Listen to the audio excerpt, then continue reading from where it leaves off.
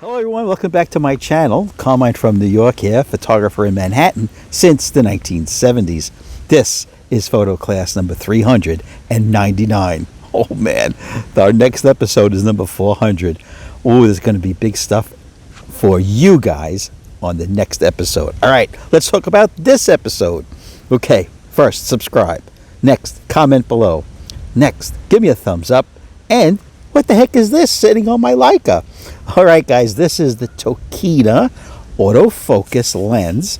It's the 70 to 210 f4 to f5.6 zoom lens made in Japan.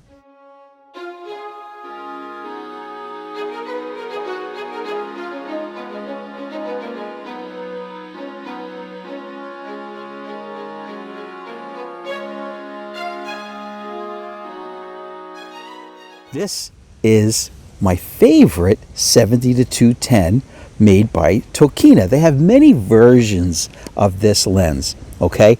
It's not a push-pull, it's a twist zoom lens. Here's my issue with it, and it's the only issue.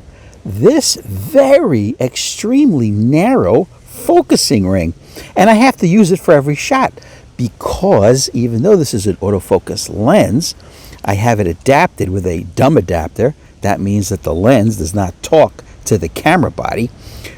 So you have to manual focus.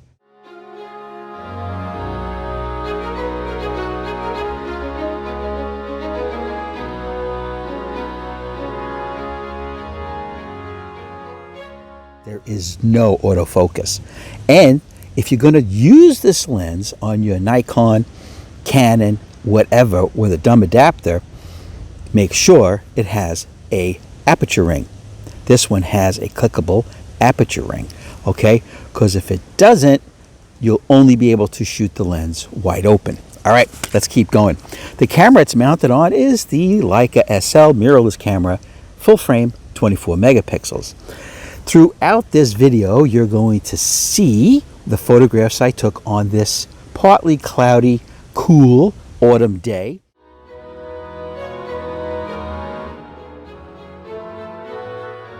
I'm down in New York City at a park run by the Parks Department called Wolf's Pond. It's a pond which sits right next to the ocean.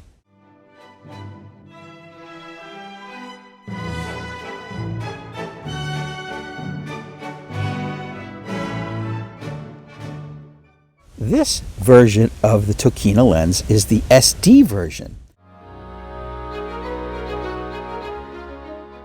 Now the SD stands for it helps with chromatic aberration. Chromatic aberration are the fringe colors you get that look weird, like around somebody's face, like you'd have a purple outline, right, that would run along the body.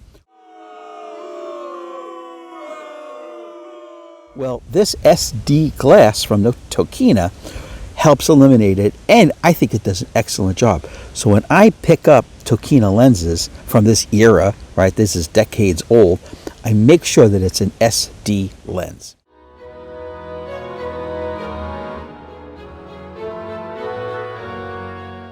Okay, this particular one is a Pentax K mount version, but you can get adapters for Pentax K, in this case to the Leica L.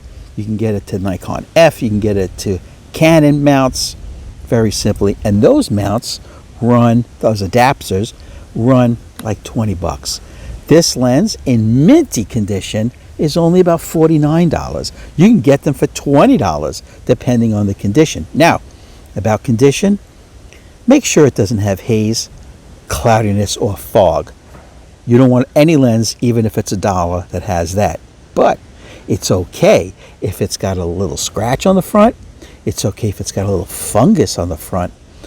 Stay away from problems with the rear element, like a scratch or fungus, because you'll just be focusing that right onto your sensor or film. Okay? Keep out for that. Now, here's another way to save money on this lens and all lenses.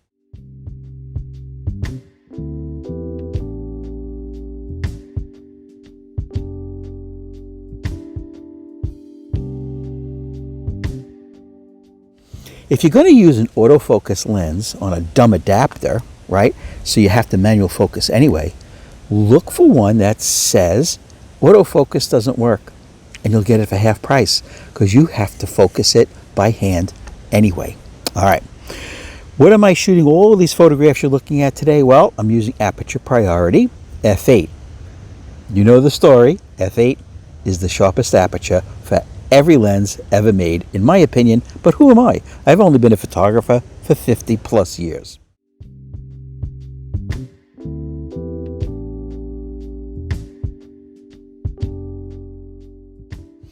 My ISO today is 400. I shoot in RAW, so what you're looking at are just the JPEGs of the RAW photographs. So it has 12 elements. That's kind of a lot of elements, but it is a zoom lens, and you have to expect that it's going to have quite a few elements. I really love those Russian lenses. Boy, some of them only have 3 elements. It's great. Remember, glass elements, they will steal a little bit of detail and a little bit of light. All right, that's why less is better. So, believe it or not, this lens has a macro setting. It's hard for you to see here, all right, but I'll show you a close-up photograph now. You could take pretty close photographs with it.